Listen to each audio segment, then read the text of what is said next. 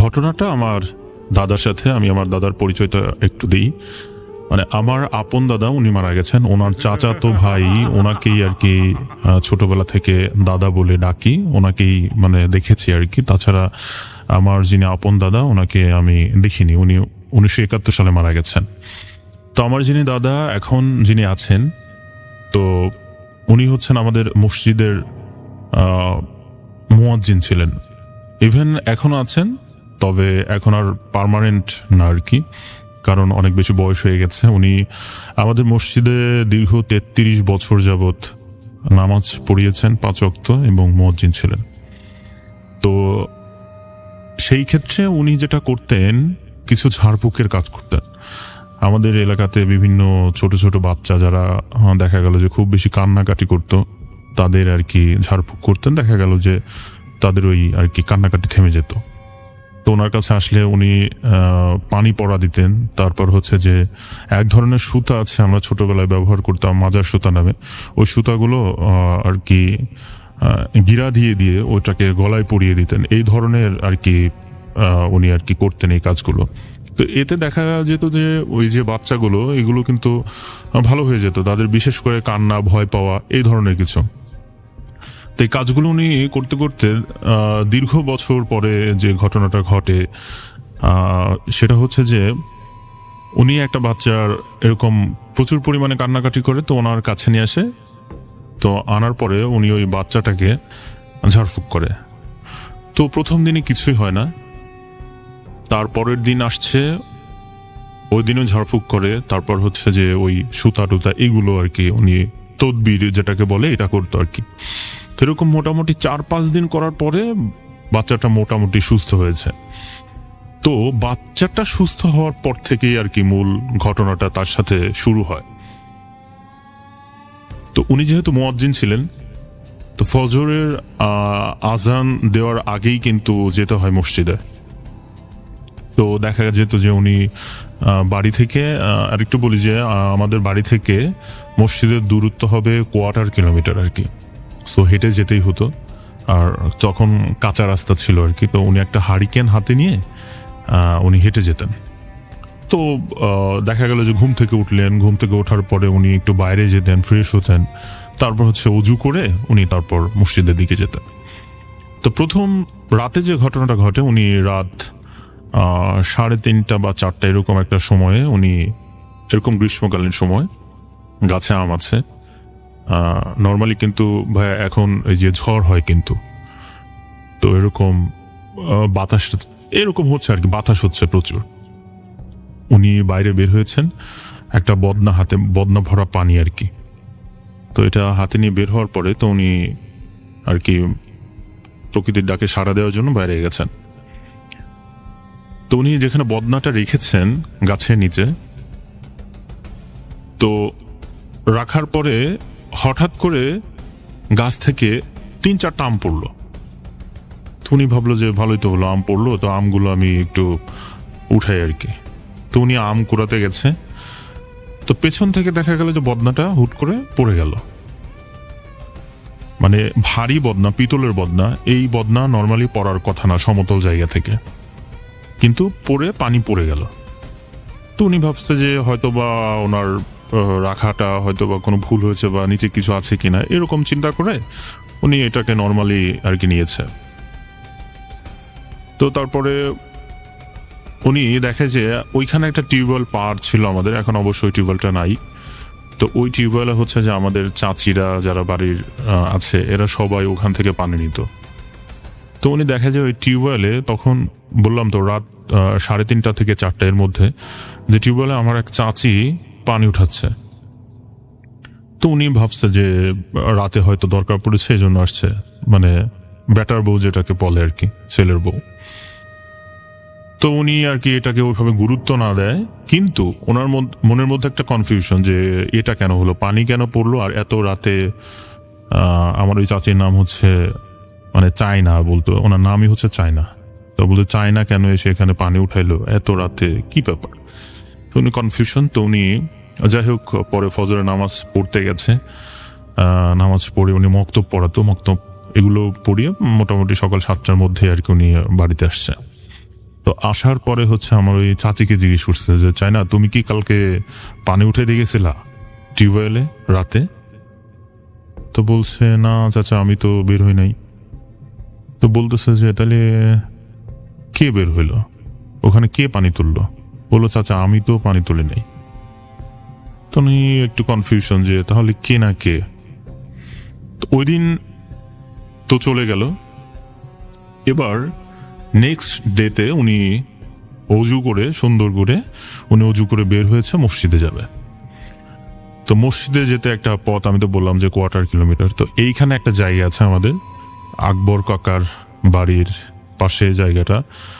তো ওইখানে হচ্ছে যে ওই যে মাঠের পানি, আপনার ওটাকে এক ধরনের ক্যানাল বলে, আমাদের ওখানে আঞ্চলিক ভাষা বলে জুলা। তো ওই জুলা দিয়ে আর কি পানিটা যায়।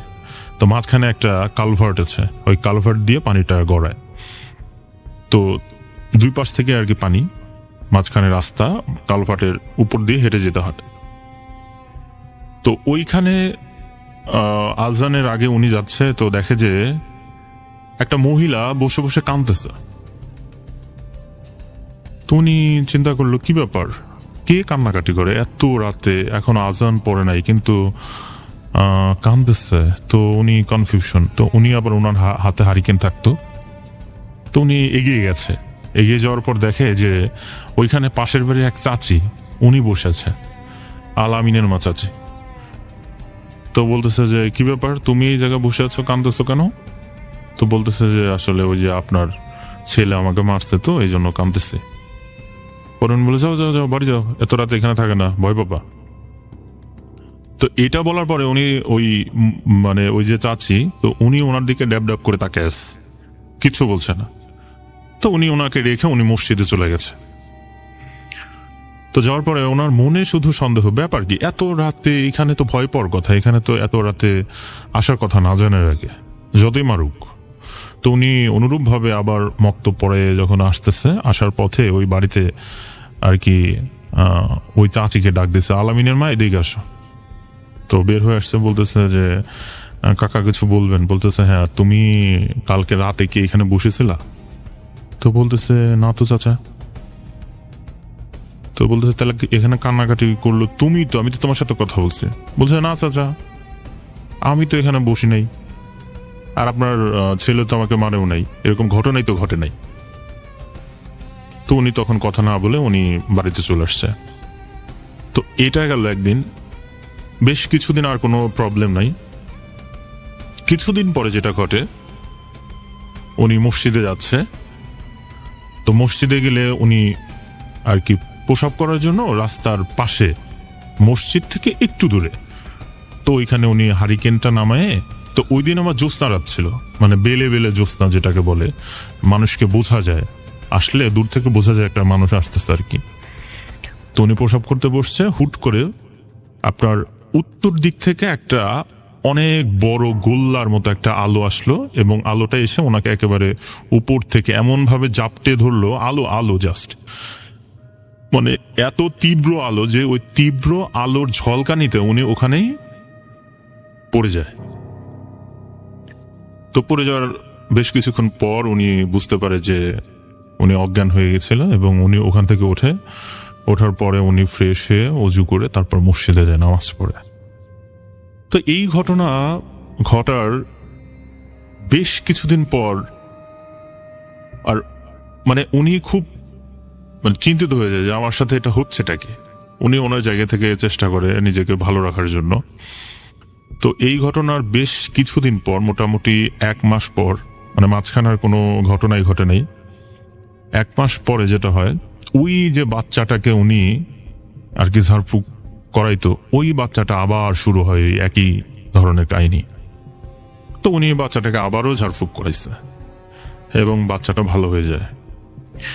যেদিন সন্ধ্যার সময় বাচ্চাটাকে ঝাড়ফুঁক করায়, উনি হচ্ছে যে এশারের মাগরিবের নামাজ পড়ছে, মাগরিবের নামাজ পড়ে উনি এশারের নামাজ পড়ছে, মসজিদেই থাকছে এই সময়টা। তারপর হচ্ছে একটা বাড়িতে গেছে, একটা দাওয়াত ছিল, উনি ওইটা খেয়ে মোটামুটি রাত 9:30 বা 10টা বাজে। তো ওই সময় কিন্তু বেলে বেলে জ্যোৎস্না ছিল, এরকম একটা টাইমে তো রাসেল ভাই একটা ব্যাপার কি, গ্রামে তখন আর কি বিদ্যুৎ ছিল না, আর বুঝতেই পারছেন যে গ্রামে যদি বিদ্যুৎ না থাকে তাহলে কিন্তু মানে রাত 9টা 9:30 মানে অনেক রাত কিন্তু। তো উনি হারিকেন জ্বালিয়ে উনি আস্তে আস্তে হেঁটে আসতেছেন। তো হঠাৎ করে উনি খেয়াল করেন যে মানে অন্ধকার হয়ে আসতেছে। তো উনি চিন্তা করলে কি ব্যাপার, মাত্রই না দেখলেন, উনি ভাবছে যে মেঘ লাগছে হয়তোবা, কিন্তু দেখা গেল যে হঠাৎ করে খুব দুর্গন্ধ ওনার নাকে আসতেছে। তো উনি মানে আশেপাশে তাকাচ্ছে যে কি ব্যাপার, কোথায় এত দুর্গন্ধ, এটা কিভাবে আসলো। তো উনি যখন পাশে তাকাইছে, তো তাকানোর পরে দেখে যে রাস্তার দুই পাশে দুইটা পা, এবং সেই মানুষের অবয়ব, এবং তার উচ্চতা হবে ধরেন যে একেবারে গাছের মাথা পর্যন্ত আর কি উচ্চতা, এবং চুলগুলো মাথার থেকে একেবারে মাটি পর্যন্ত চুল, এবং দুর্গন্ধময় চুল থেকে দুর্গন্ধ আসছে। আর তার দাঁতগুলো হচ্ছে অনেকটা আমাদের যে হাতের আঙ্গুল এর থেকে বড় বড় দাঁত, আর হাতের অনেক বড় বড় হাত, এবং হাতের নখগুলো আপনার কুকুরের মতো কিন্তু বেশ বড় সাইজের। তো উনি দেখছে যে এটা হচ্ছে উপর থেকে ওনার দিকে একেবারে মানে দাঁত বের করে তাকায় আছে, মানে ওনাকে ধরবে বা খেয়ে ফেলবে এরকম আর কি। তো উনি এটা দেখার পরে প্রচন্ড পরিমাণে ভয় পায়, এবং দোয়া কালাম যা উনি জানে এগুলো পড়তে পড়তে উনি হাতে হারিকেনটা নিয়ে খুব দ্রুত সময়ে বাড়িতে চলে আসে। এবং আসার পরে ওই রাতে ওনার আর ঘুম হয় না ভালো। তো পরবর্তীতে যাই হোক, উনি ওই দিনে ফজরের নামাজেও গেছে মানে আজান দেওয়ার পরে। তো উনি ওই দিনে এই দিনের বেলা উনি যেটা করে, উনি যেখানে মুরিদ ছিল ওনার যে পীর, উনি সেই পীরের কাছে যায় এবং গিয়ে ঘটনাগুলো বলে যে হুজুর আমার সাথে এই ঘটনা ঘটছে। তারপরে হুজুর বলে যে তুমি যে বাচ্চাটাকে যে ঝাড়ফুঁক করছিলা, এটা হচ্ছে ওই কারণেই তোমার সাথে এই ঘটনা ঘটছে, যে এটা ওই বাচ্চাটাকে দূর থেকে আসর করতো, তো তুমি ওকে ঝাড়ফুঁক করছো, ওর কাছে যেতে পারে নাই। তো এই যে যেতে পারে না, এই যে রাগ, এই রাগের জায়গা থেকে সে তোমার পিছু নিয়েছে, বাট তুমি অনেক কিছু জানো, এই কারণ হচ্ছে তোমার ক্ষতি করতে পারে নাই। তো পরে হুজুর আর কি ওনার বিভিন্ন ধরনের তদবির শিখাই দেয়, বিভিন্ন কিছু শিখাই দেয়। তারপর হচ্ছে ওই তদবির আর কি যেটাকে বলে ওইটা ওনাকে দেয়। তো দেওয়ার পরে উনি আলহামদুলিল্লাহ তখন থেকে ভালো হয়ে যায়। তো তার পরবর্তীতে উনি এই যে ঝাড়ফুঁকের যে ব্যাপারটা, উনিও আস্তে আস্তে বৃদ্ধ হয়ে গেছে, এখন আর ওইটা করে না। তবে উনি এখনো আছেন, এখনো মসজিদে যান, এখনো আর কি নামাজ মাঝে মধ্যে পড়ান, নিজেও পড়েন, মসজিদে আজানও দেন। তো এখন আলহামদুলিল্লাহ উনি ভালো আছেন। ওনার বয়স এখন প্রায় 100-র কাছাকাছি, 95 থেকে 100 এর মধ্যে হবে আর কি। তো এখন আর কি ভালো আছেন। ছিল আমার প্রথম ঘটনা, আমার দাদার ঘটনা।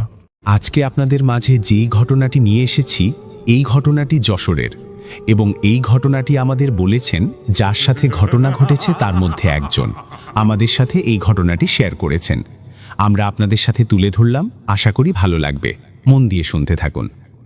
যশোরের শালকদিয়া বিলের সেই রাত 4 জন গিয়েছিল, ফিরে এসেছে শুধু 3 জন। আমরা 4 জনই গিয়েছিলাম মাছ ধরতে, কিন্তু ফিরে এসেছিলাম 3 জন। সাজ্জাদ ঠিক আমাদের সাথেই ছিল শেষ মুহূর্ত পর্যন্ত, কিন্তু যখন শিমুল গাছটার নিচেও থেমে গেল তখনই সবকিছু বদলে গেল। তার চোখে তখন আর ভয় ছিল না, ছিল যেন অন্য কারোর উপস্থিতি। আজও তার কোনো খোঁজ নেই, না পুলিশ, না গ্রাম, না কেউই বলতে পারে না সে কোথায় গেল। শুধু রাতে মাঝে মাঝে শালকদিয়া বিলের দিক থেকে একটা গলা শোনা যায়, তোরা যাস না। যশোর জেলার কেশবপুর উপজেলার গৌরীঘোনা গ্রাম, চারপাশে ধানক্ষেত, মাঝখানে শালকদিয়া বিল, আর বিলের এক পাশ ঘেঁষে দাঁড়িয়ে আছে পুরনো তাল বাগান আর একটা বিশাল শিমল গাছ। দিনের বেলায় জায়গাটা যতটা সাধারণ, সন্ধ্যার পর ঠিক ততটাই অস্বাভাবিক নিস্তব্ধ হয়ে যায়। এই ঘটনাটা লিখে পাঠিয়েছে রাকিব। সে নিজেই ছিল 4 জন বন্ধুর একজন। তার ভাষায় তারা 4 জন গিয়েছিল, কিন্তু ফিরে এসেছে 3 জন, আর যাকে হারিয়েছে সে তাদের বন্ধু সাজ্জাদ। সেদিন বিকেলে রাকিব, সজীব, নাইম আর সাজ্জাদ মিলে মাছ ধরতে যায়। আকাশে সূর্য ডুবছিল, হালকা লালচে আলো বিলের পানিতে পড়ছিল। প্রথমে সবকিছু স্বাভাবিক ছিল, তারা জাল ফেলছিল, হাসছিল, গল্প করছিল। কিন্তু কিছুক্ষণ পর থেকেই অদ্ভুত একটা পরিবর্তন শুরু হয়। বাতাস হঠাৎ থেমে যায়, পানির ঢেউ থেমে যায়, আশেপাশে সব শব্দ একে একে নিঃশব্দ হয়ে পড়ে। সাজ্জাদ হঠাৎ থেমে যায়। সে পানির দিকে তাকিয়ে খুব ধীরে বলে, তোরা কেউ দেখছিস ওখানে কেউ নড়তেছে? সজীব হেসে বলে, ওটা মাছ। সাজ্জাদ মাথা নাড়িয়ে বলে, না, ওটা মাছ না, ওটা আমার দিকে তাকায় আছে। ওর চোখ ওটা পানির নিচে দাঁড়ায় আছে। এরপর সে হঠাৎ পেছনে তাকিয়ে বলে, আমার পেছনে কে দাঁড়ায় আছে? কেউ কিছু দেখতে পায় না, কিন্তু তখনই রাকিবের মনে হয় যেন তাদের চারপাশে কেউ ঘুরে বেড়াচ্ছে। দেখা যাচ্ছে না, কিন্তু আছে। তারা সিদ্ধান্ত নেয় সাজ্জাদকে সামনে রেখে হাঁটবে। তাকে মাঝখানে রেখে তারা ধীরে ধীরে ফিরতে থাকে। কিন্তু হাঁটার সময় বারবার মনে হচ্ছিল তাদের সাথে আর কেউ হাঁটছে। পায়ের শব্দ 4 জনের না, যেন 5 জনের। বিলের পাশ দিয়ে হাঁটতে হাঁটতে তারা যখন সেই পুরনো শিমুল গাছটার নিচে আসে, তখনই সব কিছু থেমে যায়। সাজ্জাদ হঠাৎ থেমে দাঁড়ায়। তার শরীর শক্ত হয়ে যায়, চোখ বড় বড় হয়ে যায়। সে সামনে তাকিয়ে খুব নিচু গলায় বলে, ও বসে আছে। রাকিব বলে, কে? সাজ্জাদ বলে, গাছটার নিচে। ও আমাকে দেখতেছে। ও বলতেছে আমি দেরি কইরা ফেলছি। তারপর তার ঠোঁট কাঁপতে থাকে। সে ধীরে ধীরে বলে, তোরা যাস না, ওরা তোদেরও দেখতেছে। হঠাৎ সে চিৎকার করে ওঠে। সেই চিৎকার মানুষের মতো না, যেন 2টা গলা একসাথে চিৎকার করছে। একটা কাঁদছে আর একটা হাসছে। তারপর সে মাটিতে পড়ে যায়। 3 জন মিলে তাকে তুলে নিয়ে আসে। নাইম দৌড়ে বিল থেকে পানি এনে তার মুখে ছিটায়। কয়েক সেকেন্ড নিস্তব্ধতা। তারপর হঠাৎ তার চোখ খুলে যায়, কিন্তু সেই চোখে কোনো পরিচিতি নেই। তার চোখ স্থির, কালচে, গভীর। সে ধীরে মাথা ঘুরিয়ে একে একে 3 জনের দিকে তাকায়। তার ঠোঁট নড়ে, কিন্তু যে গলা বের হয় সেটা তার না। তোরা যাস না। এই কথাটা বলেই সে এমন জোরে উঠে দাঁড়ায় যেন তাকে কেউ টেনে তুলেছে। তারপর সে ঘুরে দৌড় দেয় সোজা তালবাগানের দিকে। রাকিব চিৎকার করে ওঠে, সাজ্জাদ থাম। কিন্তু সে থামে না। সে দৌড়চ্ছিল, কিন্তু তার দৌড়ানোটা স্বাভাবিক ছিল না। তার শরীর সামনে ঝুঁকেছিল, যেন কেউ তাকে টেনে নিয়ে যাচ্ছে। তালবাগানের ভেতরে ঢোকার সময় সে একবার পিছনে তাকায়। সেই 1 সেকেন্ডে রাকিব যা দেখেছিল সেটা সে কখনো ভুলতে পারে না। সাজ্জাদের চোখে ভয় ছিল না, সেখানে ছিল অন্য কারো দৃষ্টি। তারা 3 জন দৌড়ে তার পেছনে যায়। তালবাগানের ভেতরে ঢুকেই তারা থেমে যায়। ভেতরে অন্ধকারটা অস্বাভাবিক ঘন। বাতাস নেই, কিন্তু তালপাতা ধীরে ধীরে কাঁপছে। সজীব কাঁদতে কাঁদতে বলে, ভাই বের হয়ে আয়, আমরা আছি। নাইম চিৎকার করে বলে, তুই যেখানেই থাক, একটা শব্দ দে। হঠাৎ দূর থেকে একটা শব্দ আসে, রাকিব, আমি এখানে। গলাটা সাজ্জাদের, কিন্তু ঠিক না। গলাটার ভেতরে আরেকটা গলা লুকিয়ে আছে। সজীব দৌড়তে যায়, কিন্তু রাকিব তাকে ধরে ফেলে, কারণ তার শরীর ঠান্ডা হয়ে গেছে। সে বুঝতে পারে এটা ঠিক না। তারপর সেই কণ্ঠ আবার শোনা যায়, এবার একটু গভীর, একটু ভারী। যাস না, ও এখন আমাদের। এরপর মাটিতে একটা শব্দ শুরু হয়, ঘষার মতো, টানার মতো, যেন কিছু একটা মাটির নিচ দিয়ে সরছে। তারপর হঠাৎ সব নিস্তব্ধ। তারা আর ভেতরে যেতে পারেনি, দৌড়ে গ্রামে ফিরে আসে। সেই রাতেই লোকজন নিয়ে আবার খোঁজা হয়। লণ্ঠন, টর্চ, লাঠি নিয়ে সবাই তালবাগানে ঢোকে, কিন্তু কোথাও সাজ্জাদের কোনো চিহ্ন পাওয়া যায় না। শুধু এক জায়গায় মাটিতে গভীর দাগ দেখা যায়, যেন কিছু একটা ভারী জিনিস টেনে নিয়ে যাওয়া হয়েছে ভেতরের দিকে। কিন্তু সেই দাগ হঠাৎ করেই শেষ হয়ে গেছে। পরের দিন থানায় চিঠি করা হয়, কিন্তু আজ পর্যন্ত সাজ্জাদের কোনো খোঁজ পাওয়া যায়নি, তার লাশ পর্যন্ত না। সেই রাতটার কথা রাকিব লিখেছে, তারা যখন ডাকছিল তখন একসময় তার নিজের গলাও কাঁপতে শুরু করে, কারণ তার মনে হচ্ছিল অন্ধকারের ভেতর থেকে অনেকগুলো চোখ তাদের দিকে তাকিয়ে আছে। সজীব তখন মাটিতে বসে কাঁদছিল, বলছিল, আমরা তোকে রেখে যাব না, তুই ফিরে আয়। নাইম বারবার বলছিল, তুই যেখানেই থাক, একটা শব্দ দে, আমরা চলে আসব। কিন্তু কোনো শব্দ আসেনি। এরপর থেকেই সাজ্জাদের বাবা মা একই স্বপ্ন দেখতে শুরু করে। অন্ধকারের মধ্যে কিছু ছায়া দাঁড়িয়ে থাকে, তাদের চোখ জলজল করে। একটা কণ্ঠ বলে, তোর বুকের ধন নিয়ে গেলাম, জন্মের আগেই ও আমাদের ছিল। তখন জানা যায় সাজ্জাদ ছিল তাদের একমাত্র সন্তান। বিয়ের 10 বছর পরেও সন্তান হয়নি। অনেক কষ্টে কবিরাজের মাধ্যমে সন্তান পায়। একজন কবিরাজ বলেছিল, সন্তান পাবি, কিন্তু বিনিময় দিতে হবে 4টে গরু আর একটা খাসি। না দিলে যখন ছেলের বয়স 16 বছর 8 মাস হবে আমরা নিয়ে যাব। সাজ্জাদের বয়স ঠিক তখনই 16 বছর 8 মাস ছিল। এরপর আবার কবিরাজ ডাকা হয়। সে বাড়ির চারপাশ দেখে বলে, ওরে খোঁজ কইরেন না, ও এখন আর এই দুনিয়ার না, ওরে নেয়া হইছে। রাকিব শেষবার লিখেছে, আমরা যেদিন ওরে হারাইছি সেদিনই শেষ না। কারণ কয়েকদিন আগে সে আবার সেই বিলের পাশ দিয়ে যাচ্ছিল। হঠাৎ তার পেছন থেকে একটা গলা ডাকে।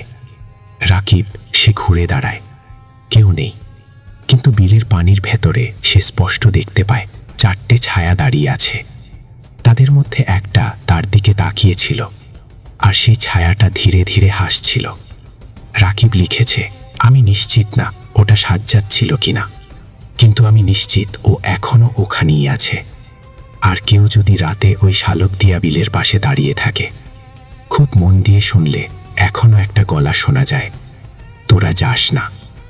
গ্রামের মানুষ এবং ওই 3 বন্ধু যারা এখন বেঁচে আছে, সবাই ওই বিলটা দেখলে ভেতরে ভয় কাঁপতে শুরু করে। সাহস পায় না সন্ধ্যার পর ওই বিলের কাছে যেতে। ঘটনাটি এখানেই শেষ। কেমন লাগলো কমেন্ট করে জানাবেন। ভালো থাকবেন, সুস্থ থাকবেন। চলে যাই পরবর্তী ঘটনা। আজকের ঘটনাটি পরিত্যক্ত রেল স্টেশন নিয়ে ভয়ানক একটি ভয়ের ঘটনা। চলুন বকবক না করে চলে যাই সরাসরি ঘটনায়। অয়ন সবসময় একটু অ্যাডভেঞ্চার পছন্দ করে। পেশায় সে একজন ফ্রিল্যান্স ফটোগ্রাফার। তার নেশা গ্রামের বৃদ্ধ জনার্দন কাকা অয়নকে আগেভাগেই সাবধান করেছিলেন, বাবা ওই পুরনো পরিত্যক্ত রেল স্টেশনটার দিকে যেও না, বিশেষ করে সূর্য ডোবার পর ওদিকের বাতাস ভারী হয়ে যায়। অয়ন এসব কথায় কান দেওয়ার পাত্র নয়। সে মনে মনে হাসল। লোকগাথা আর ভূতের গল্পই তো এসব জায়গার আকর্ষণ। বিকেলে ক্যামেরা কাঁধে সে রওনা হলো সেই জরাজীর্ণ স্টেশনের দিকে। স্টেশনটা অদ্ভুত, চারপাশ ঘন জঙ্গলে ঘেরা। ব্রিটিশ আমলের তৈরি লাল ইটের দালানটা এখন লতাগুল্মে ঢাকা। প্ল্যাটফর্মে সিমেন্ট ফেটে চৌচির হয়ে গেছে। অয়ন একের পর এক ছবি তুলছিল। হঠাৎ তার নজর গেল সিগন্যাল পোস্টের দিকে। সেখানে একটা মানুষ দাঁড়িয়ে আছে, কুচকুচে কালো আলখাল্লা পরা, পিঠ ফেরানো। অয়ন ভাবল গ্রামের কেউ হয়তো গরু খুঁজতে এসেছে। সে ডাক দিল, এই যে ভাই, শুনছেন? লোকটা নড়ল না। অয়ন একটু এগিয়ে গিয়ে আবার ডাকল। এবার লোকটা ধীরে ধীরে ঘুরল। অয়ন দেখতে পেল লোকটার কোনো মুখ নেই, চামড়া দিয়ে ঢাকা একটা সমতল অংশ। যেখানে চোখ বা নাক থাকার কথা, সেখানে কেবল অন্ধকার গর্তের মতো দুটো ছায়া। অয়নের বুকের ভেতরটা হিম হয়ে গেল। সে এক মুহূর্ত দেরি না করে উল্টো দিকে দৌড় দিল, কিন্তু দৌড়াতে গিয়ে দেখল সে যেদিক দিয়েই যাচ্ছে বারবার ওই একই প্ল্যাটফর্মে ফিরে আসছে, যেন এক অন্তহীন গোলকধাঁধায় ফেসে গেছে সে। হঠাৎ দূরে একটা ট্রেনের বাঁশি শোনা গেল, কিন্তু সমস্যা একটাই, এই লাইনে গত 20 বছর ধরে কোনো ট্রেন চলেনি। বাতাসের ঝাপটায় অয়নের কানের কাছে কেউ যেন ফিসফিস করে বলে উঠল, টিকিট কেটেছ তো? সেই ফিসফিসে গলার স্বর শুনে অয়নের শরীরের রক্ত হিম হয়ে গেল। সে পেছনে তাকিয়ে দেখল কেউ নেই, শুধু কুয়াশার মতো ধোঁয়া প্ল্যাটফর্মের ওপর ভাসছে। দূরে ট্রেনের হেডলাইটের আলো দেখা যাচ্ছে। একটা পুরনো আমলের স্টিম ইঞ্জিন তীব্র শব্দে স্টেশনে ঢুকছে। আশ্চর্যের বিষয় হলো ট্রেনের চাকার কোনো শব্দ নেই, যেন ট্রেনটা বাতাসের ওপর দিয়ে ভেসে আসছে। ট্রেনটা থামার পর কামরা থেকে একে একে কয়েকটা ছায়া মূর্তি নামতে শুরু করল। তাদের হাঁটা চলা মানুষের মতো নয়, শরীরের হাড়গোড় ভাঙা থাকার মতো বিকৃত ভঙ্গি। অয়ন ভয়ে একটা ভাঙা থামের আড়ালে লুকিয়ে পড়ল। হঠাৎ সে দেখল ট্রেনের শেষ কামরা থেকে জনার্দন কাকার মতো দেখতে একজন লোক নামল, কিন্তু তার গায়ের চামড়া ফ্যাকাশে নীল আর চোখের মণি একদম সাদা। সে সোজা অয়নের লুকোনোর জায়গার দিকে এগিয়ে আসতে লাগল। অয়ন আর স্থির থাকতে পারল না। সে উল্টো দিকের জঙ্গল লক্ষ্য করে দৌড় দিল, কিন্তু কিছু দূর যেতেই তার পা আটকে গেল। নিচে তাকিয়ে দেখল মাটি থেকে অসংখ্য ফ্যাকাশে হাত বেরিয়ে এসছে আর তার পা আঁকড়ে ধরছে। সে যতবার ছাড়ানোর চেষ্টা করছে, হাতগুলো তত শক্ত হচ্ছে। সেই মুখবিহীন লোকটা আবার তার সামনে এসে দাঁড়ালো। এবার সে একটা পুরনো লোহার চাবি অয়নের সামনে বাড়িয়ে দিল। তার মুখ নেই, কিন্তু পেটের ভেতর থেকে যেন একটা গম্ভীর আওয়াজ বের হলো, এই চাবি দিয়ে স্টেশন মাস্টারের ঘরের গোপন সিন্দুকটা খোল, না হলে এই ট্রেনের যাত্রী হয়েই তোকে চিরকাল কাটাতে হবে। অয়ন কাঁপতে কাঁপতে চাবিটা নিল। তাকে ফিরতে হবে সেই অভিশপ্ত স্টেশনের ভেতরেই, কিন্তু স্টেশন মাস্টারের ঘরে তার জন্য কি অপেক্ষা করছে? অয়ন টলমল পায়ে স্টেশন মাস্টারের ঘরের দিকে এগোতে লাগলো। চারপাশটা এখন আরও অন্ধকার। স্টেশনের ঘড়ির কাঁটা দুটো রাত 12টার ঘরে স্থির হয়ে আছে, অথচ অয়নের মনে হচ্ছে সে এখানে কয়েক যুগ ধরে আটকে আছে। মাস্টার মশাইয়ের ঘরটা প্ল্যাটফর্মের একদম শেষ প্রান্তে। দরজাটা ধাক্কা দিতেই ক্যাচ ক্যাচ শব্দে খুলে গেল।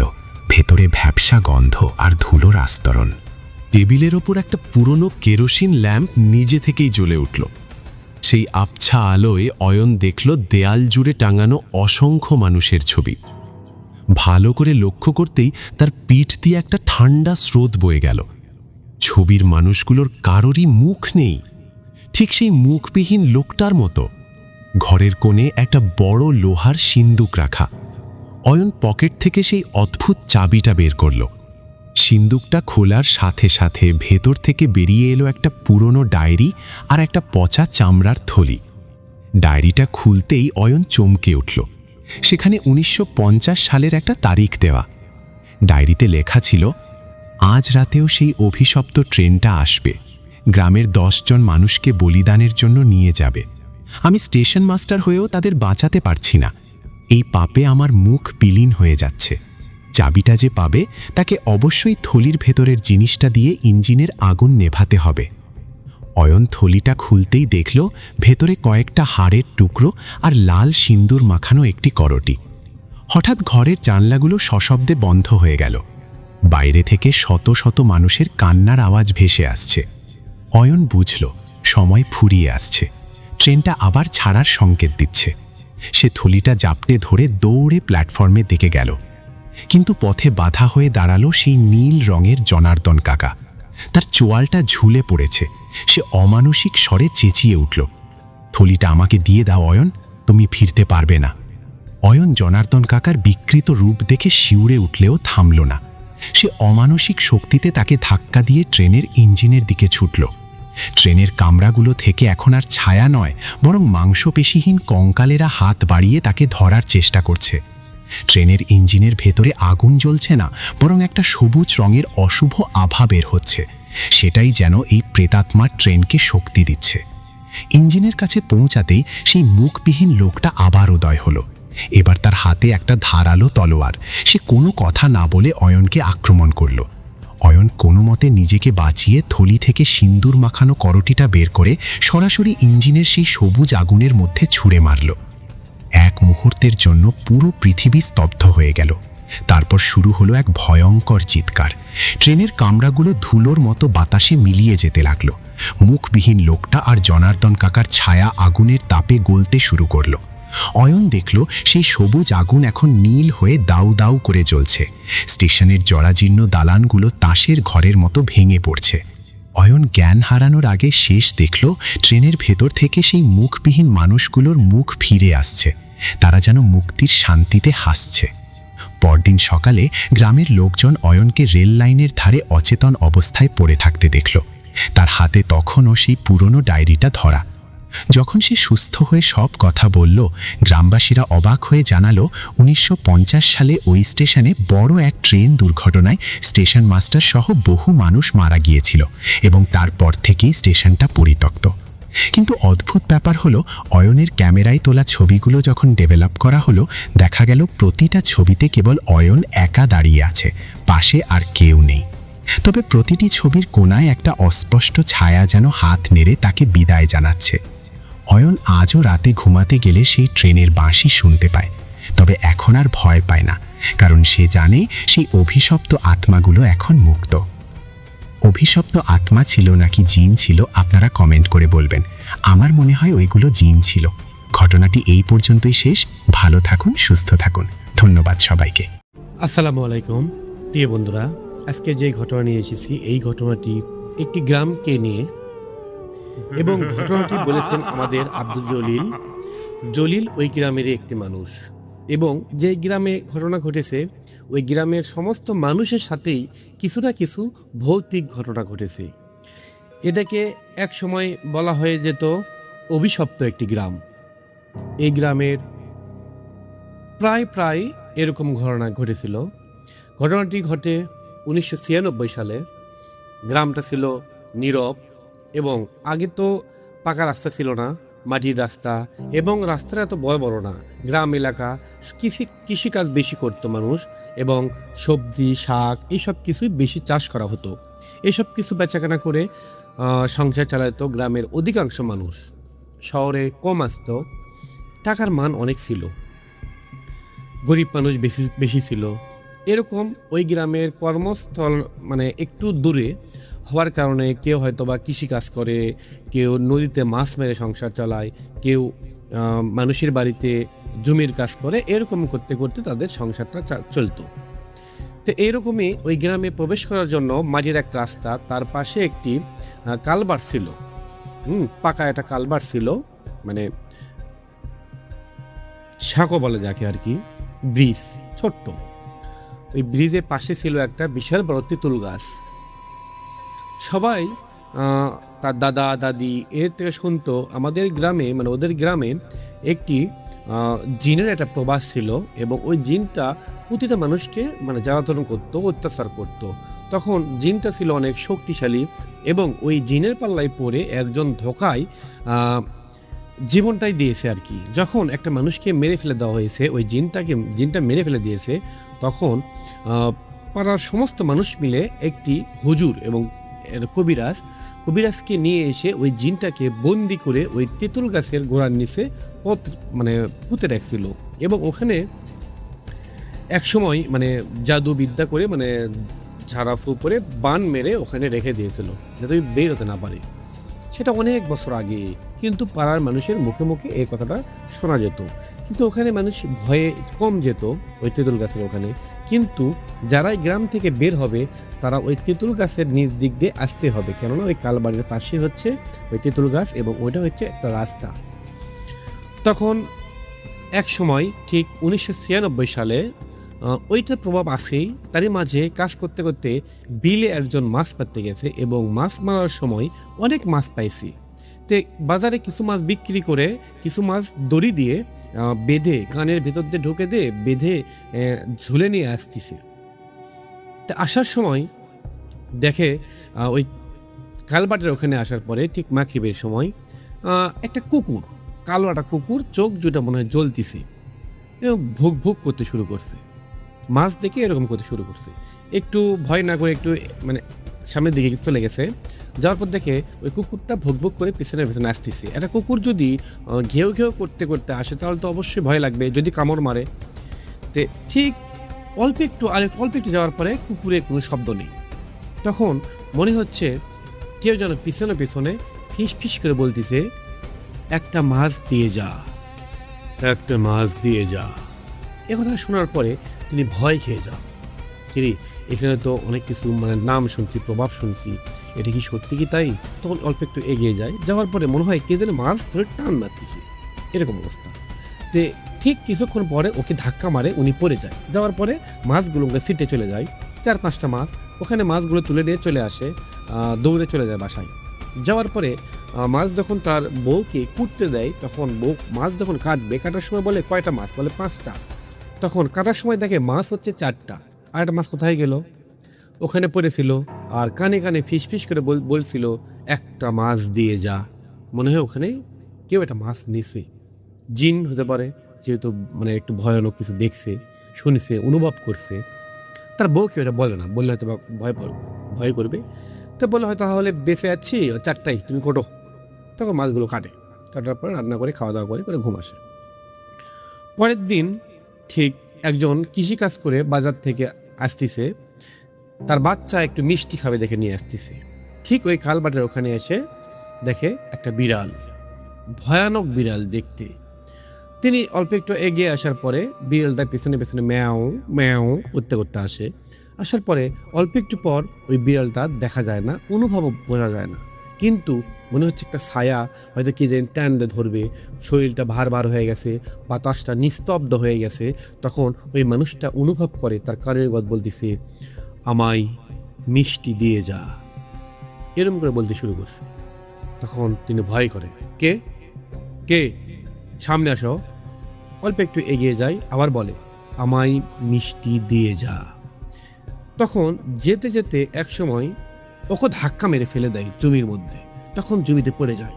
পড়ে যাওয়ার পরে তখন তাকে মিষ্টির বাস্কটটা খুলে গেছে এবং ওখান থেকে মনে হয় মিষ্টি কিছুটা বের হয়ে চলে গেছে। যেগুলো মিষ্টি বাইরে পড়ছে এগুলো নেয় না, বাদ বাকি মিষ্টিগুলো নিয়ে চলে যায়, বাড়িতে দৌড় মেরে চলে যায়। যাওয়ার পরে বাসায় যাওয়ার পরে কাউকে বলে না, হালকা গায়ে জ্বর, একটু ভয় করছে। যিনি মাছ লেগে গেছিল তাকে স্বপ্নে দেখায় ওই মাছ একটা জোর করে কেড়ে নেওয়ার কারণে তার মনে হয় জীবনটাই কেড়ে নেবে। স্বপ্নে ঘুমাচ্ছে, সেই স্বপ্নে দেখে তার গলাতে কেউ চাপ দিয়ে ধরতেছে এবং হাত পা বেঁধে রাখতেছে, এমনভাবে হাত পা পা দিছে ওই হাত পা কিছু নড়াতে পারতেছে না, পুরোটা শরীর ঘেমে গেছে। তখন হঠাৎ করে ফজরের আজান শোনার পরে ঘুম ভেঙে যায়। যাওয়ার পর দেখে পুরোটা শরীর ব্যথা এবং হাতে ব্যথা, পায়ে ব্যথা, পুরোটা গা ঘেমে গিয়েছে একবারে। তিনি ভয় করেছেন, কাউকে বলেনি, গায়ে হালকা জ্বর। আর যাই মিষ্টি লেগেছিল তারও হালকা গায়ে জ্বর। দুইজনের সাথে ঘটনা ঘটেছে। এরকম প্রায়ই এই ওখানে ঘটনাগুলো ঘটে। এই ঘটতে ঘটতে এক পর্যায়ে একটা ছেলেকে মানে দৃষ্টি আকর্ষণ করে। হ্যাঁ, ছেলেটা কলেজ থেকে বাসায় আসতেছে, আসার সময় ওই জায়গাটায় ঠিক রাত 7টা-8টা, তো রাত না, আকাশের চাঁদের আলো, নিরিবিলি শিরশির করে বাতাস, গরমের হাওয়া, খুব ভালো আরাম লাগে। তখন ওই ছেলেটা ওখানে এসে, তখন তো ভ্যান ছিল না, ওখানে এসে একটু কালভার্টের ওখানে বসে পড়ছে। বসে পড়ার কারণে তখন হালকা শরীরটা ভার হয়ে আসতেছে, মনে হচ্ছে ওখান থেকে মানে উঠতে মন চাচ্ছে না। তেঁতুল গাছের ওপর পাখি চ্যাও চ্যাও করে এবং কি যেন একটা কর্কশ কণ্ঠে গ ও এরকম করে। তখন বুঝতে পারে না, কিন্তু পাখি না, কি এটা। তখন মনে হচ্ছে যখন চোখ দিছে একটা সেকেন্ডের কারণে মনে হচ্ছে ওখান থেকে কে জানি মানে নামতিছে আর কি, গাছ থেকে গাছের পাতা নড়তিছে। তখন উনি দেখে তো ভয় হয়ে গেছে, কি হতে পারে এটা, এটা কি কোনো মানে কোনো পশু প্রাণী? তখন অল্প একটু মধ্যে আর নেই। তখন মনে হচ্ছে গাছের গোড়ায় কে জানি চুপ করে বসে আছে। ক্ষণিকের জন্য চোখটা সরে দেয় এবং অল্প একটু পর চোখ আবার যায়। চোখ যাওয়ার পর দেখে ওই বিশাল বড় গাছে মনে হয় এক চোখ বের করে কে জানি ও দেখতেছে, কালো ছায়া, স্পষ্ট বোঝা যাচ্ছে ওখানে কিছু একটা আছে। ভয় খেয়ে যায়, ওখান থেকে এক দৌড়ে বাড়ি চলে যায়। যাওয়ার পরে ভাত খেয়ে ঘুম আর হয় না, এই দিক হয় ওই দিক হয়, শুধুমাত্র একই কথা চোখে ভাসে, মনে ভাসে, এই যে সব কিছু দেখছে এই সব কিছু মনের মধ্যে ভাসে ওঠে। কি করবে কোনো বুঝতে পারে না। মানে এরকম করতে করতে সকাল হয়ে যায়। হয়ে যাওয়ার পর সকালে বসে আসে, সবাই একসাথে বসে থেকে তিনি ঝিম মেরে থাকে। তখন তার বাবা বলে, কি হয়েছে তোর? বলে, না বাবা কিছু হয়নি। চমকে ওঠে। অল্প একটু পর দেখে তার বাড়ির পাশে ওই যে এরকম কালোটা অবয়বের মতো ওঠে কি জানি মানে ছায়া মানে দেখা যাচ্ছে। দিনের বেলা বুঝতে পারতেছেন, খুব একটা বোঝা যাবে না। তখন তিনি ভয়ে তার বাবার সাথে কাজে চলে যায়, মানে বাড়ির উঠোনে একটা কাজ করে। তো কাজ করতে করতে এক সময় একটা কোদালের চোট মারে, মনে হচ্ছে রক্ত বের হচ্ছে, মাটি থেকে রক্ত বের হয়। তখন দেখার পরে ভয় খেয়ে যায়, চিৎকার করে ওঠে। ওটা বাবা আসে, বলে কি হয়েছে বাবা? বলে, বাবা এখানে আমি মানে মাটিতে আমি যখন কোদাল দিয়ে মানে আঘাত করছি তখন রক্ত বেরোচ্ছে মাটির ভেতর থেকে। কোথায়? ওটা তো বাড়ি না, ওটা পানি, ড্রেনের পাশে তো পানি মনে হয়, তুমি ভুল দেখছো বাবা। তখন সে ছেলেটা বলে, হতে পারে, ভুল হতে পারে। এরই মাঝে কিন্তু প্রতিদিন গ্রামে কারো না কারোর সাথে ঘটনা ঘটতেছে, কিন্তু কেউ কাউকে বলতেছে না, ভয়। মানে কিছু ভাবছে, আমি হয়তো ভাবতেছি আমার সাথে এরকম ঘটনা ঘটেছে, অন্যজন ভাবতেছে আমার সাথে এরকম ঘটেছে, কিন্তু একদিন করে তো এই জন্য পরের দিন থেকে তো ভয়েই যায় না। পরে ওই ছেলেটা যখন বসার পরে মানে বসে থেকে মানে হাত পা গিয়ে কাঁপতেছে। এই কাঁপতে হঠাৎ করে চিৎকার করে ওঠে। তখন তার বাবা আসে, আত্মীয় স্বজন শুনতে পারে, পাড়া প্রতিবেশী, তখন চলে আসে। কি হয়েছে? তো আসার পরে উনি এরকম করে বলে, কি হয়েছে? এরকম করে চোখ বের করে, চোখ দুইটা বড় বড় করে দেখে, সবাইকে কিন্তু দেখে। তোরা কেউ তোরা বাঁচবে না, সবার থেকে আমি প্রতিশোধ নেব, এরকম করে বলতে শুরু করছি। তখন হাত পা ধরে, শক্তি এমন, হাত পাও ছুটে ফেলে দেয় মানুষের, প্রচুর শক্তি তার শরীরে। কি করবে তো বোঝা যায় না, কিরে এত শক্তি। তখন মুরব্বী মানুষ বুঝতে পারছে এটা কোনো মানুষের শক্তি না, এটা অস্বাভাবিক কোনো কিছুর শক্তি এর উপর প্রভাব করতেছে।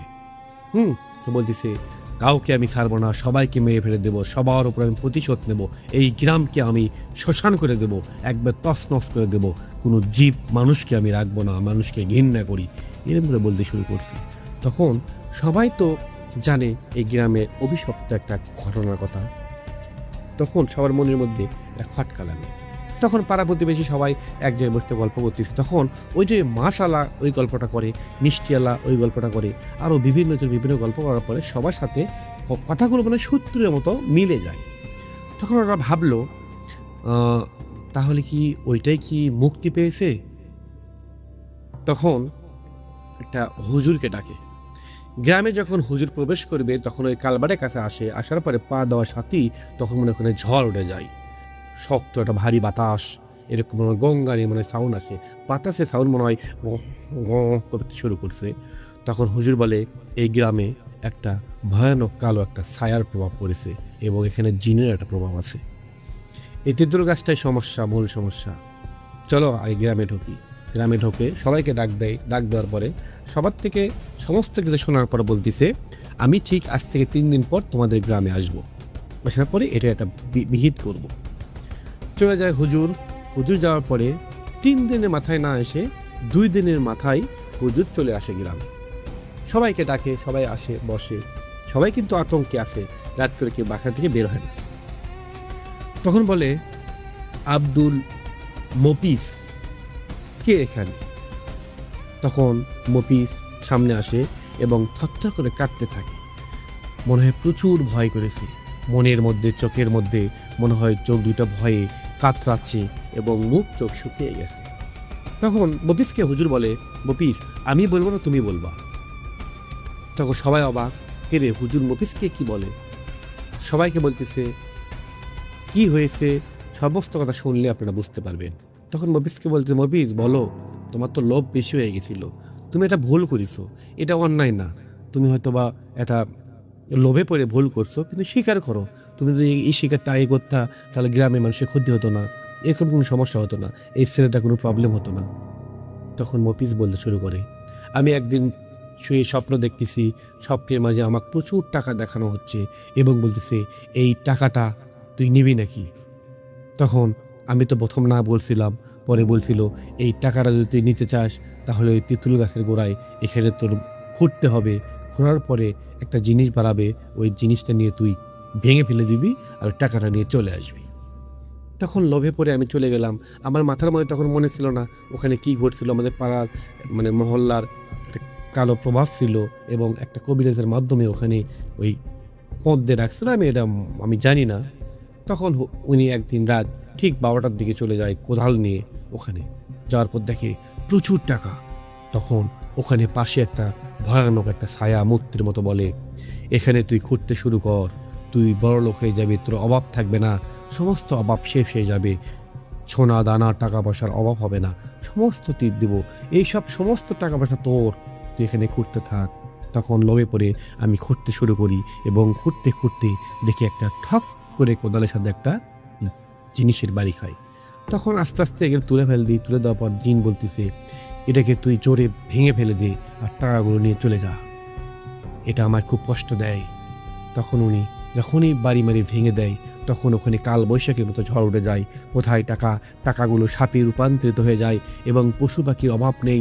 তখন মনে হয় বাঘ, ভাল্লুক, সাপ, কুকুর, বিড়াল সমস্ত চোখ খালি জ্বলতেছে, টাকা সোনা দানা সব কিছু রূপ পাল্টে নেয় এবং ওই একটা হে হে হে হে হে হে করে হাসতে শুরু করে।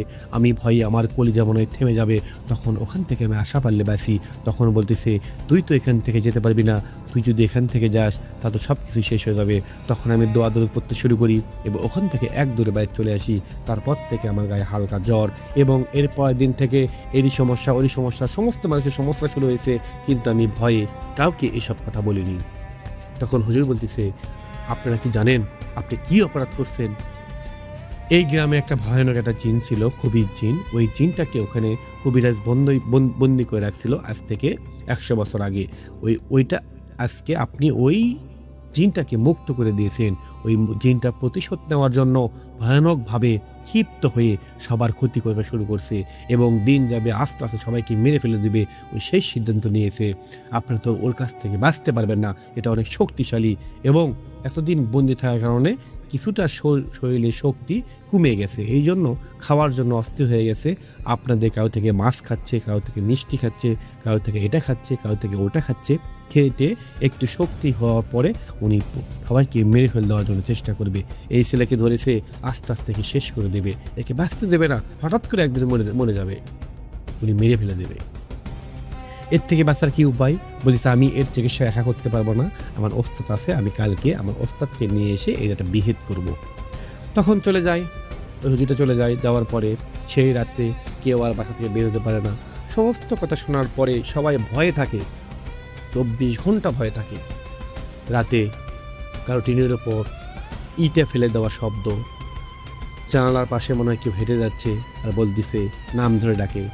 সাপোজ নাম ধরে রহিম, রহিম বের হ দরজা খোল। একজন বলে আব্দুল হান্নান বের হ দরজা খোল। এরকম করে দরজায় ঠক ঠক ঠক করে, চারিদিক আতঙ্ক। কিন্তু হুজুর বলে গেছিল যতই কিছু হোক না কেন ওই রাতে কেউ বাসা থেকে বের হবে না। পাড়া মনে হয় নিস্তব্ধ, কেউ বাসা থেকে বের হয়নি। এই মাঝে চিৎকার করা শব্দ শোনা যায়। যতই চিৎকার হোক না কেন জিনের ধোকায় পড়া যাবে না, কেউ বের হয়নি। পরের দিন সকালবেলা যখন দরজা খুলে দেখে, তখন দেখে মানুষের ভিড়। তখন দেখে একটা মানুষ মারা গেছে আর কি, গ্রামের পাশে। যে দেখে হ্যাঁ একটা মানুষ, তাকে চেনে না কেউ। তখন ওকে শনাক্ত করার জন্য পুলিশের কাছে দিয়ে দেওয়া হয়। তারপরে সন্ধ্যায় হুজুর চলে আসে তার ওস্তাদকে নিয়ে। এসে গোল একটা বৃত্ত আঁকায়, ওই বৃত্তের মধ্যে দুই হুজুর বসে এবং সামনে একটা বৃত্ত দাগিয়ে ওই যে ছেলেকে হাজির জিন ধরছিল ওই ছেলেকে বসাইছে। বলতেছে ওই ছেলে যখন শৈলে প্রবেশ করছে, ওই ছেলের শৈলে প্রবেশ করতে বানাতে হবে ওকে। বসানোর পরে এরই মাঝে হুজুর বলে, আজকে আপনাদের এলাকায় কি কোনো মানুষ মারা গেছে? বলতেছে হ্যাঁ। কোচে একে কে মেরেছে জানেন আপনারা? বলেন না, আমরা তো পুলিশের কাছে দিয়ে দিয়েছি। কোচে এটাকে মেরেছে ওই জিন। ওই ছেলেকে আপনারা চেনেন? না, ওই ছেলেটা হচ্ছে চোর। কাউ থেকে শুনেছিল কেউ বাসা থেকে আজকে বের হবে না, যতই কিছু হয়ে যাক না কেন। তখন ওই সুযোগ নিয়ে চুরি করার জন্য আপনাদের গ্রামে ঢুকেছিল এবং ওই জিনটা ওকে মেরে ফেলে দিয়েছে। তারপর সবাই তো অবাক, যদি কেউ বাড়াইতো তাহলে ওরাই মারা যেত। তারপর কি করবে? হুজুরটা দোয়া দরুদ পড়তে শুরু করে। দুই হুজুর এক মোড়ের থেকে দোয়া দরুদ পড়তে শুরু হলে এক সময় ওই ছেলের শরীরে ঝাঁকিটা ওঠে এবং জিনটা হাজির হয় ছেলের কণ্ঠে না, অন্য একটা গভীর কণ্ঠে বলে, আমাকে ডেকে বড় ভুল করেছিস, আমাকে তো আর কিছু করতে পারবি না। তোর মতো একটা হুজুর, একটা কবিরাজ আমাকে এখানে বন্দি করে রাখছিল। আমি এই গ্রামে থাকতাম, আমি এই গ্রামের সমস্ত মানুষকে শেষ করে দেব, আমি সমস্ত প্রতিশোধ নেব, প্রতিশোধ আমার রক্তে টকবক করতেছে, আমি কাউকে ছাড়ব না। তখন বড় হুজুর বলে, তুই প্রতিশোধ নিয়ে ভালো কথা, কিন্তু তুই মানুষের ক্ষতি করতেছিস, মানুষকে মেরে ফেলে দিচ্ছিস, তুই আগে অপরাধ করছিস, এই জন্য হুজুর কবিরাজ তোকে বন্দি করে রাখছিল, তোকে জানে মেরে দেয়নি। আজকে তোকে আমি জানে মেরে দিই, তুই কি করবি? বলতিছে আমার প্রতিশোধের রাগুন শৈলে জ্বলতিছে, আমাকে মারতে পারবি না। এরকম করার পরে হঠাৎ করে এক সময় চিৎকার করে ওঠে আর বলে, আমাকে এখান থেকে ছেড়ে দিয়ে আমি চলে যাব এবং আমি সবাইকে শেষ করে দেব। লাপাতে শুরু করে এবং একে মারতে যায়, ওকে মারতে যায়, ওকে মারতে যায়। এরকম করতে করতে বৃত্ত থেকে কখনো বের হতে পারে না। তখন এক সময় হুজুর দোয়া দরুদ পড়ে যখন ফু দেয়, তখন চিৎকার করে ওঠে। এরকম করে উঠতে উঠতে বলতেছে, আমি এখানে মরে যাব, তাও আমি কাউকে ছাড়বো না, ছাড়বো না, ছাড়বো না। তখন হুজুর বলতেছে, ঠিক আছে তাহলে তুই মরেই যা। হুজুর দোয়া দরুদ পড়ে যখন শুরু করে, দুই হুজুর দুই মুরাদ থেকে দোয়া দরুদ পড়ে যখন ফু দেয় এবং চিৎকার করে ওঠে, বলে আমার শরীর জ্বলে পড়ে শেষ হয়ে যাচ্ছে। তখন হুজুর বলে, আজকে এই গ্রাম থেকে কালো একটা অভিশাপ মুক্ত করে দেব, একবারে শেষ করে দেব। সবাই সুখে সংসার করবে, রাতে দিনে সব সময় বের হবে, কিছুই হবে না ইনশাআল্লাহ। তখন দোয়া দরুদ পড়তে পড়তে ঠিক আধা ঘন্টার মধ্যে ওই ছেলেটা নিস্তব্ধ হয়ে পড়ে যায় এবং তার মুখে চোখে পানি দেওয়ার পর উঠে বসে, পুরোটা শরীর মাখিয়ে গেছে এবং বলে, আমার শরীর জ্বলতিছে। বলতেছে, তোমার শরীর না, ওই জিনটাকে শেষ করে দিয়েছি, আর কোনো সমস্যা হবে না, ওই জিনটা মরে গেছে। এবং এরপর থেকে সমস্ত মানুষ রাত থেকে শুরু করে দিন সমস্ত সবসময় বের হয়, কোনো সমস্যা হয় না। ঠিক এখন থেকে অনেক বছর হচ্ছে, ঠিক 96 সাল থেকে এখন পর্যন্ত ঠিক 30 বছরের মতো ওই গ্রামে আর কোনো প্রভাব নেই, কোনো সমস্যা নেই কারো, সবাই সুখে আছে, সংসারে আছে। আগেকার দিনে মানুষগুলো আস্তে আস্তে মারা গেছে এবং এখনকার যুগের ছেলেপেলেরা এসব কিন্তু বিশ্বাস করে না, কিন্তু সবাই বিশ্বাস করে এরকম ঘটনা ঘটেছিল। সবার মুখে মুখে এখনও এই কথা শোনা যায়। এই ঘটনাটি এই পর্যন্তই। কেমন লাগলো? আমাকে তো খুব ভালো লাগছে, এই জন্য আপনার সাথে শেয়ার করলাম। যদি ভালো লাগে তাহলে অবশ্যই লাইক করবেন এবং কমেন্ট বক্সে জানিয়ে যাবেন। সবাই ভালো থাকুন, সুস্থ থাকুন। আসসালামু আলাইকুম।